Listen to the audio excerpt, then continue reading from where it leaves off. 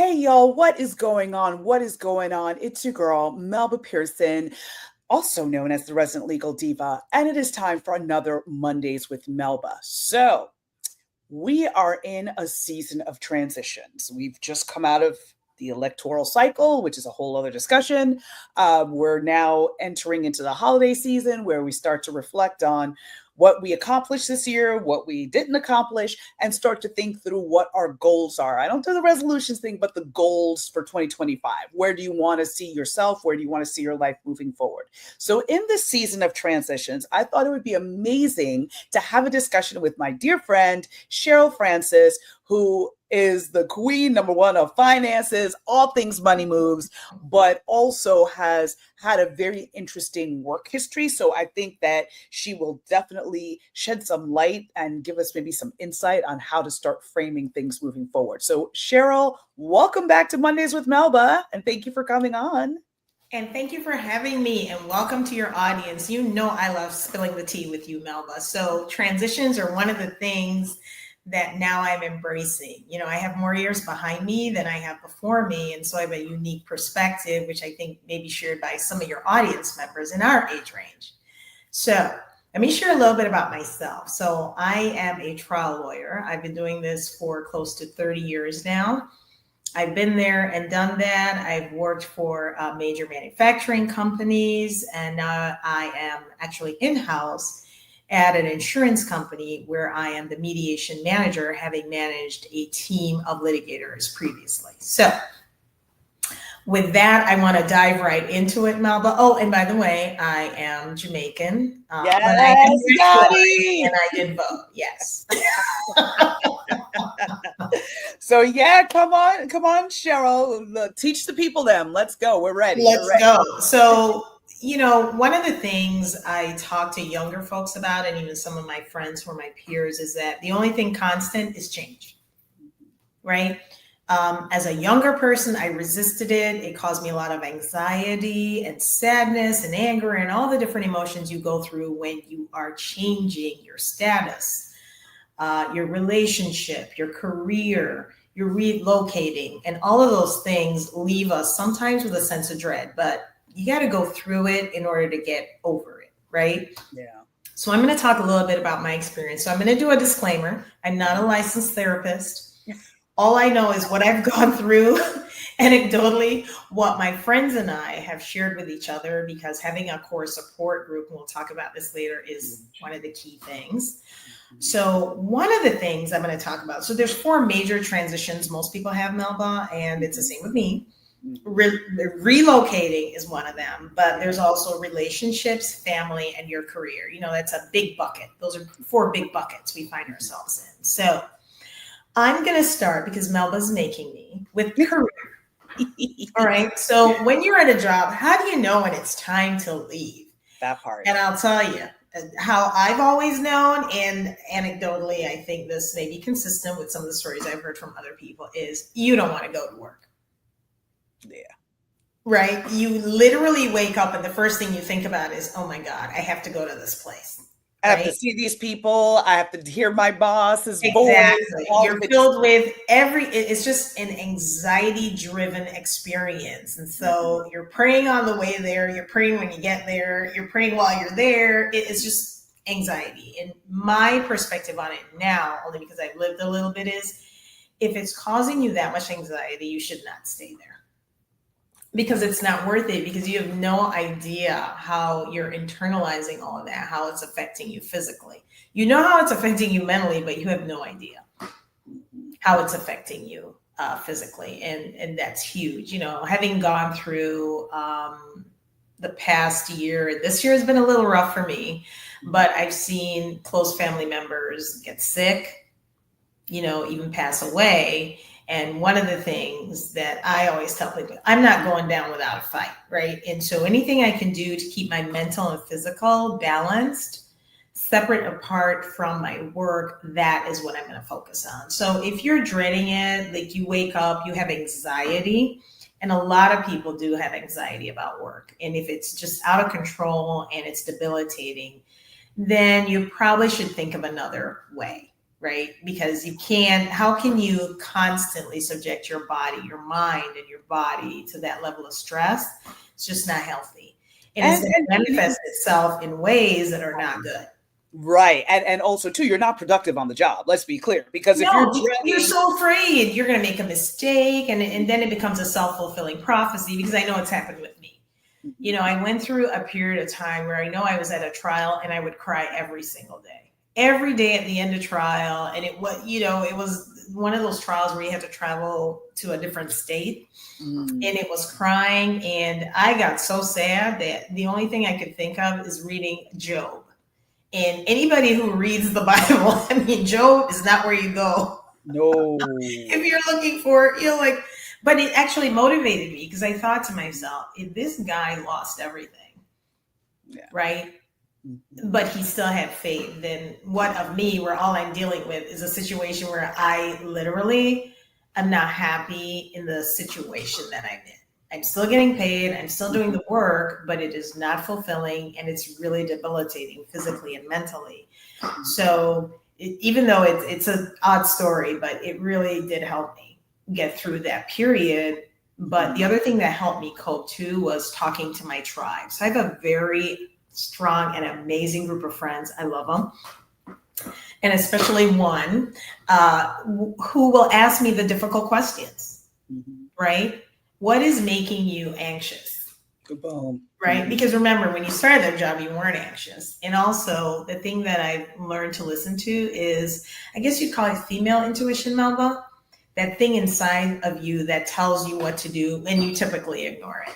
Yeah, your gut. Your gut always. One other quick story. I had just gotten a job offer, and the first day I met my boss, who will remain unnamed. I stretched my hand out, salutary greeting, and something inside of me just screamed, no. And it was very loud. It's one of those like, that's different. But I just ignored it. But I should have heeded it, because it turned out to be one of the most challenging experiences. Yes. Wow. But it started with a big no. Wow. It's crazy, right? Like, yeah. When does that ever happen? And so I've learned to listen to it. If, you know, what I would call my female intuition, if something tells me not to do something, I'm seriously going to think about, well, why am I feeling that way? And have a discussion with myself, because a lot of the self-talk that we do, you want to make it healthy. Yeah. Right. And that goes into another question that Melba asked: what other key transitions have I made? Yes. And one of the biggest ones was my divorce, right? Yeah. That one was major, because I've been married so long, and I thought I was going to be married forever. You know, I'm Jamaican, you know, we think it's ride or die. Exactly. But I literally had to have a talk with myself, because it wasn't healthy for me to remain in that relationship. And when I decided to do it, I literally made the decision by myself. Now my tribe did consult with me, but I decided I'm not going to listen to them. I'm going to do it when I'm ready. Right. Now, it took me a hot minute, and I really should listen to them. But be that as it may. I did come to the decision myself. It was very hard. It took a lot of soul searching. You got to do the pros and the cons. And, you know, I had to ask myself, am I staying because of how it looks? Right? Yes. Because a lot of people stay in situations because the optics seem better. But as difficult as it was, I made the choice. It was very hard, but I'm telling you, it's the best decision I ever made. I'm healthier, I'm stronger, I'm happier. Literally, I mean, it was a blessing to go through it. At the time, it didn't feel like it. I'm going to be honest with you. You know, some of the choices we have to make are hard. Yeah. But life generally is hard, right? But adulting is right, but the beauty of that choice is nothing ever fazed me after that. Like, that was the most difficult thing I'd ever gone through. And after that, everything else was like great. Yeah. You know, it's hard and it's challenging, but you have to know it's okay to let go. Because that was something I had to have a talk with myself about. Is like, why are you holding on? What exactly are you holding on to? Because sometimes we hold on to the memory of something we wish we had, which we never did. Ooh, you gotta go ahead and preach. Ooh. Yeah, you never had it. That's what you wanted. and you miss the notion of it.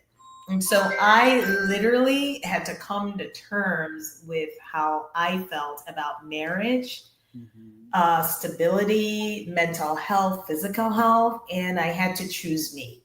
Yeah. Right? Not the institution. I had to choose me. Like that's more important for me and, my son, and we're healthier and happier for it because, staying in a situation just for the optics of it, I think that's kind of, people don't do that anymore. They really shouldn't, not to tell people what to do. Right. Yeah. But it wasn't going to work for me. No. And my parents are divorced. And I realized when I got divorced, my son was about the same age I was when I got divorced, which is kind of interesting. Wow. I know, but the great news about it, I don't know what it is because my mom was very strong and I must have learned something from her, but I was in a better situation than she was. Right. So I actually ended up in a better situation financially, mentally, physically than my mother was when she got divorced. Wow. So I would say that's progress, right? Yeah, big time. And you make such a good point about that whole holding on to the fantasy, right? Because you have this illusion in your head of either what the relationship was, what you want it to be, or, again, looking at your friend set, if everybody else is married, you don't Right. want it to be the odd one out, or Right. even the flip side where everyone's divorced and you're like, well, should I get divorced too? And it's like, wait a minute, like, are you? No, exactly. But so the thing too is accepting where you are, because I firmly believe now at this stage in my life that wherever I am at this moment is exactly where I need to be. Right? I may not be here permanently or forever, but is a necessary step to transitioning to the next stage of where I'm going to be. So I see everything as more transitional. I don't have to hold on to, oh my God, this is the only person who's ever going to love me. No. This is the only job I'm ever going to have. No. This is only victory I'm going to have. This is only success I'm going to have, because there's such a fluidity to life and everything changes. So I'm more accepting, and I've begun, and this journey may have started many years ago, but just to be very grateful for where I am. Yeah. Because one of the things that I struggled with early on in my career is, we always tend to compare ourselves to other people. So everybody dangerous. has such a different journey. And even when I got divorced and I would see couples out with their kids, and I would look at them and say, oh my God, they look so happy. That's not my path right now. Right? But before that, I would look at that with longing and it would hurt me.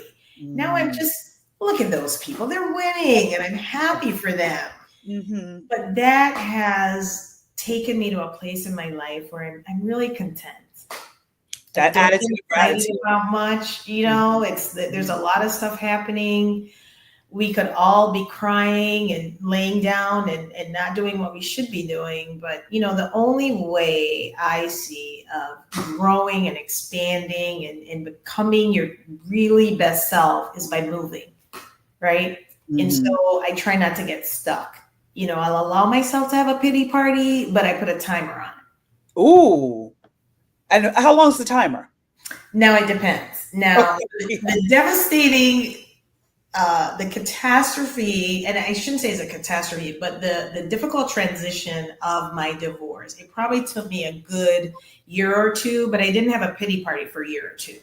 It was just the transition. I would say I gave myself a good 6 months to be sad, to be angry, to be frustrated. And even after that, I would allow myself to, because I think sometimes we refuse to experience our emotions. Well, I don't want to be angry. No, I want to be angry. It's a necessary emotion. Yes, it is. Anger, hate, sadness. They're all stages. And if you miss one of the stages, to me, I think you may end up getting stuck somewhere you don't want to be. Yeah. I want to feel the emotion so I can get over on the other side. Absolutely. So tell us a little bit, you had mentioned about career, relationships, relocation. I mean, I think a lot of people are talking about that right now on a lot of levels. So Oh, That is huge. Now, I'll talk about relocation that many immigrants who are listening will understand. So, I immigrated from Jamaica to the US when I was about 16. Major culture shock, right? You go through its loneliness, right? You're not assimilated in the culture yet, and so a lot of it is foreign to you. And so, you're lonely, you're angry, and you're sad. But again, you got to find your tribe and you plan. So my plan when I got to the US is I'm going to go to college, then I'm going to go to law school, then I'm going to get a good job, then I'm going to get married. So, and it sounds trivial, but actually sitting down and planning what you want to accomplish is a good thing. I think it kind of calms you a little bit and gives you a little bit of a sense of control, right? Now, I also moved from Michigan to Florida, but that was awesome. And the reason it was awesome was Florida reminds me so much of Jamaica, right? I get my food here, I have my parties here. There's a huge contingent of Jamaicans here, right? And other Caribbean cultures and other diverse cultures that I thoroughly enjoy, which I didn't have in Michigan. Right. So coming here was exciting, but there's still that trepidation because you don't know how you're going to fit in. You don't know the culture yet. People who don't live in Florida don't understand what a hodgepodge it is. Yeah. But it's still a little, what's the word I'm looking at? Everybody's in their little silos. You got the Jamaicans, you got the Haitians, you got the Cubans, Venezuelans, right? So, but it's fascinating to me and I love it because I have friends in all of those buckets. Right. So when you move to a new place, you kind of have to look at the culture of the place and try actually to get invested in something. When I came here, one of the great things was Henry Latimer, who passed away. He's actually the one who hooked me up. And he said, look, come to Florida and these are the people you talk to. And he gave me a list. Oh, wow. And one of the people I talked to was, I believe, the president of the Caribbean Bar at the time, Robert Vaughn. And I met with him and he said, okay, you got to get involved. And immediately almost, I was part of the fabric of the community, right? Mm-hmm. So when you go to a new place, figure out what your passion is, what moves you, what your old community is. Is there a way to recreate it and connect with those people? Because now there's social media and you can find anything anywhere. Right. So that's one of the ways that you kind of overcome that sort of trepidation and the loneliness is by reaching out to people who are similarly positioned like yourself. Yeah, looking for that alumni association, yes. Looking for, other people of your culture, looking for fellow classmates or, those types of things, or finding just a club or, listen, you're joining a chapter. For sure. Listen, and if church is your thing, go to church, right? But even in your local community, there are things that you can do. You can even join. My son told me the other day that he was very interested now and passionate about giving back to his community. So he went online and found some charitable organizations that now he can use to facilitate what he wants to do, which is to volunteer and do all the things he wants to do because, that's what moves him. So that's something to do too. Yeah. And that volunteer community is a very cool community to get involved with because, again, you're all sharing the same values, the same passions. Mm-hmm. And now you have an activity to do on the weekends or after work. And then that can grow into friendship. So, people think it's so hard to make friends as an adult. And it is in some ways, but you got to make the effort, right? It's just, but you can do it. And here's the thing. After you're a certain age, you don't have the same hangups you did when you were younger, right? So even if you join a gym, there's a community there. The gym that I go to, I've been going there for maybe 15, 16 years. And you see the parents, you see the children, and it's a huge community. I mean, you go there in the morning and there's a whole level of socialization going on there, but there's a lot of networking as well. Yeah. That's huge. That's huge. And so I think the biggest question really is how to handle that uncertainty. Because, you gave some good tips about, writing down a plan, looking for your tribe, all of that. But still underneath it all, change is scary. Especially it is scary. What you're walking into. So how do you handle that in your belly when you're about to, make that leap, or not letting that feeling in your, feeling the fear and doing it anyway, right? So for me, I just walk into it. Mm-hmm. I have to. There's no way around it because you can't avoid it, and you have to go through it. And I think some of the things that help me are mantras, the self-talk that I have with myself, because you really have to talk yourself into doing some of these things, right? So you'll have your tribe, but again, the most critical points to me are when you're by yourself. What do you say to yourself about what you're doing, how you're feeling about it, and why, more importantly, are you doing this thing? Mm-hmm. Mm-hmm. So I used to have a bunch of mantras I said, and this relates particularly to my job. I would wake up every morning. So I had a little bit of I had a little trouble sleeping because again, anxiety does that to you, right? So I would wake up every morning and I would literally say, I'm beautiful, I'm strong, I have everything I need here inside me, and I am enough. And I Yes. said that every single morning for about, I don't know, 5, 6 months until I didn't need to say it anymore because I literally felt it. Wow. Because those mantras are real. It sounds crazy, but I'm telling you, I would wake up every morning and then the first thing I would do is I would go to the gym. So I'd work on my mental, I work on my physical, and that would prepare me for the day. Right. That's number one, because the things that we say to ourselves sometimes are so debilitating. Like we sometimes hurt ourselves more than other people do. That is so true. By thinking we're not enough. And, there was one point, and this will sound very strange again, where I remember I was just laying in bed thinking about something, and I just felt such love, like self-love. It was almost like me giving myself a hug.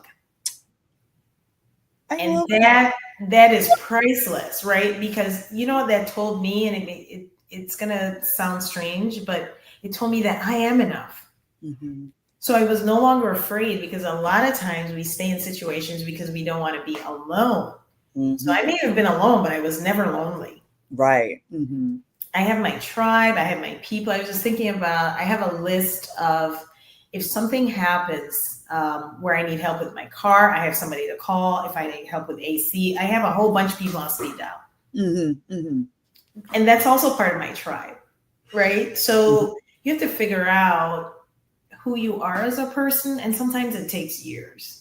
Because the person you see now, 20 years ago, I wouldn't have recognized me. So I could go back and tell my old self, like, it's going to be okay. This is what you need to go through in order to get where you're going, right? Because I think what's most important to me is to be at peace and to be happy.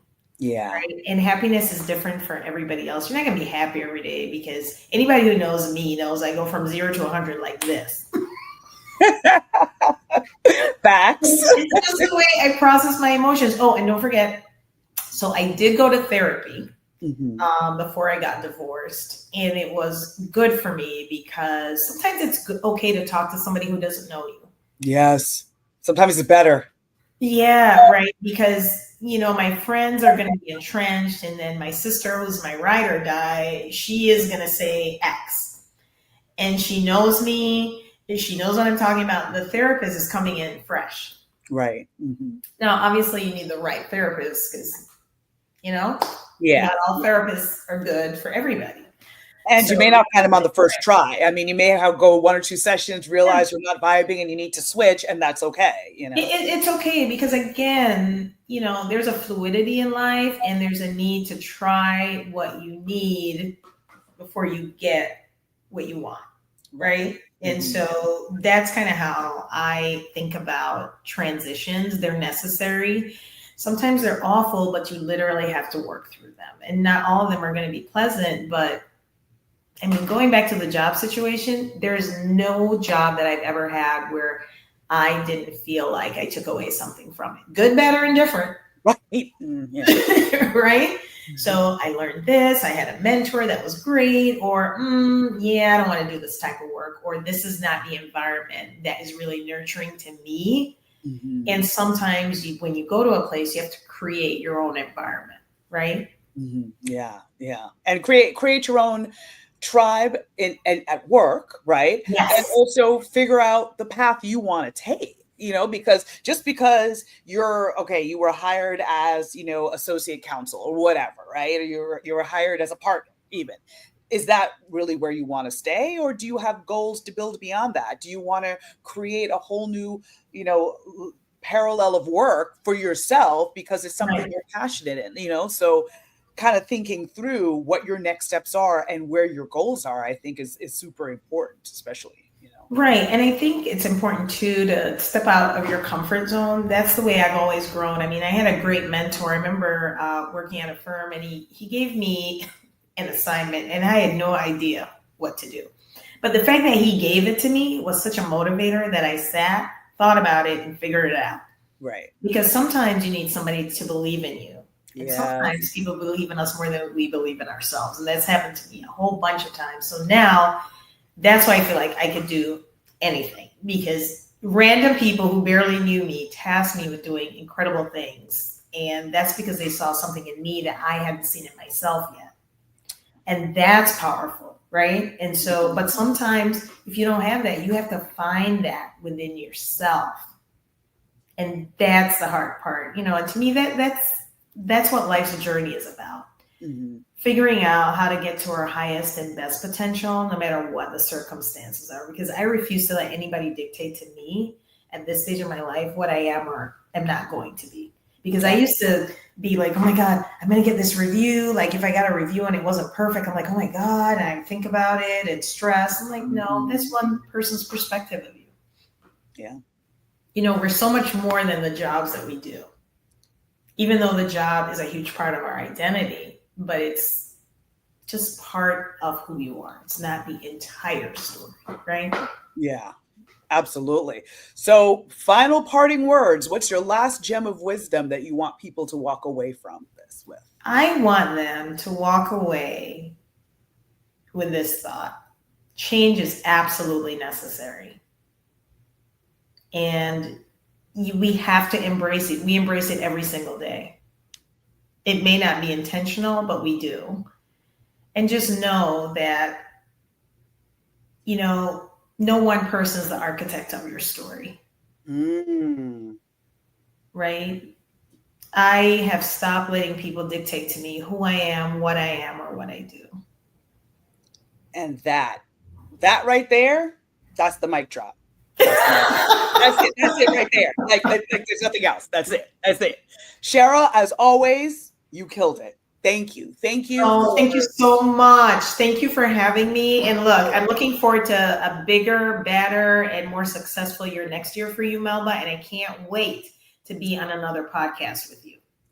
Absolutely. Yeah. 2025 is going to be lit, y'all. So I'm ready. Let's do it. All right. So thank you, Sherylle, and thank you, everyone. And we will see you again next week. Take care. Bye.